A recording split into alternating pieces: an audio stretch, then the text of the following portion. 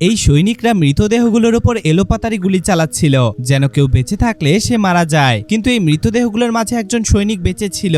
সে ছিল তাদের দলের ক্যাপ্টেন। সে হামাগুড়ি দিয়ে একটা বন্দুক তুলে নেয়। সে শত্রুদের উপর গুলি চালানোর জন্য তাক করে। ঠিক তখনই পেছন থেকে একজন তাকে ডাকে। সেও তাদের দলেরই একজন সৈন্য ছিল।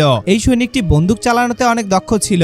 সে ক্যাপ্টেনের কাছ থেকে বন্দুকটি নেয় এবং তাতে গুলি ভরে তাকে দেয় আর তাকে বুঝিয়ে দেয় যে কিভাবে নিশানা লাগাতে হবে। কিন্তু ক্যাপ্টেন মনে করে তার দ্বারা কোনো ভুল হতে পারে, তাই সে বন্দুকটি ওই দক্ষ সৈনিকটিকে দিয়ে দেয়। তখনই সেখানে একটি জিপে করে কিছু শত্রু আসে। একজন শত্রু জিপ থেকে নেমে তাদের দিকে আসতে থাকে। ক্যাপ্টেন তার সৈনিককে বলে শত্রুদের একজন এদিকে আসছে, কিন্তু সে ক্যাপ্টেনের কথা না শুনে ওই শত্রু অফিসারটির মাথায় গুলি করে দেয়। তার সাথে শত্রুটি কিছু বোঝার আগেই সে তাকেও গুলি করে দেয়। এরপর সে একে একে ধূমপান করতে থাকা বাকি শত্রুদেরও গুলি করে মারে। তখনই একজন শত্রু তাদের দিকে একটি গ্রেনেড ছুটতে যায়, কিন্তু সে তার মাথাতেও গুলি করে দেয়। সবশেষে বেঁচে থাকা একজন শত্রু পালাতে চেষ্টা করে, কিন্তু সে তাকেও গুলি করে মেরে ফেলে।